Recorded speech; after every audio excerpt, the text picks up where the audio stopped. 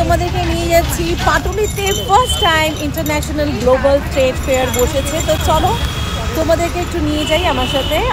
তো চলো ভেতরে এন্ট্রি করা যাক। তো এন্ট্রি ঢুকতে গিয়েই ডান দিকে তোমরা পেয়ে যাবে ট্রেড ফেয়ারের টিকিট, যেটা কিনা পার হেড 30 রুপিস।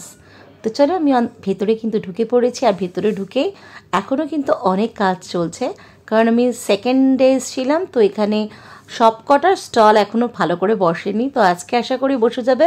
তোমরা কিন্তু তাড়াতাড়ি চলে এসো আর এইটাকে এক্সপ্লোর করতে কিন্তু একদম ভুলো না। তো এখানে নানান দেশের থেকে নানান রকম জিনিস এসছে, অসাধারণ অসাধারণ সব হাতের কাজ, যেটা দেখলে কিন্তু মাথাটা সত্যি ঘুরে যাচ্ছিল। যেমন যেমন জুতো তেমন তেমন ড্রেস, দেখে মনে হচ্ছে সবই কিনে নিই।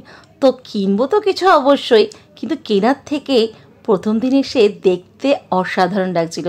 এখানে কিন্তু উইন্টার ক্লোথসও পেয়ে যাবে তোমরা, ছেলে মেয়ে সবার। আর ফার্নিচার, যারা নতুন নতুন বাড়ি করেছো, প্ল্যান করছো নতুন ফার্নিচার কিনবে, তো এখান থেকে অবশ্যই নিতে পারো।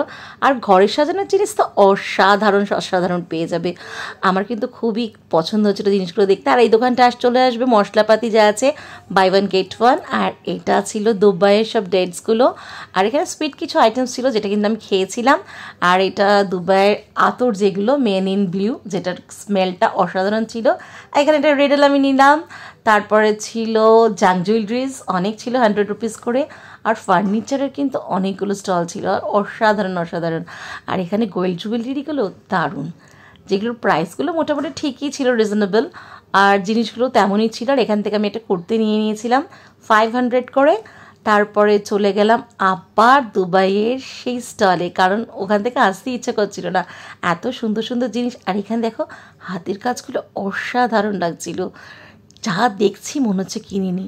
তারপরে এই সুইট আইটেমসগুলো অসাধারণ খেতে ছিল, অনেক অনেক সব ছিল। কী বলবো, আমি সব থেকেই মোটামুটি কিছু না কিছু কেনার চেষ্টা করেছি। হয়তো সব জায়গা থেকে কিনতে পারিনি, তবে তোমরা কিন্তু এসো অবশ্যই। জায়গাটাকে খুব ভালো করে যদি এক্সপ্লোর করতে চাও, হাতে অনেকটা টাইম নিয়ে এসো, কারণ এটা বেশ অনেকটা জায়গা জুড়ে।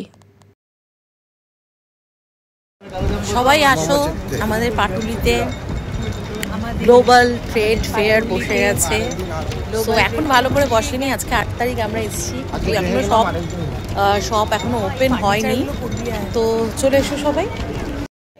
ট্রেড ফেয়ারটা কিন্তু যথেষ্ট বড়, তাই একদিনে এইটুকু ভিডিওতে পুরোটা সব কিছু কভার করে তোমাদেরকে দেখানোটা পসিবল নয়। তো নেক্সট ডেতে অবশ্যই দেখাবো, ততক্ষণ সঙ্গে থেকো।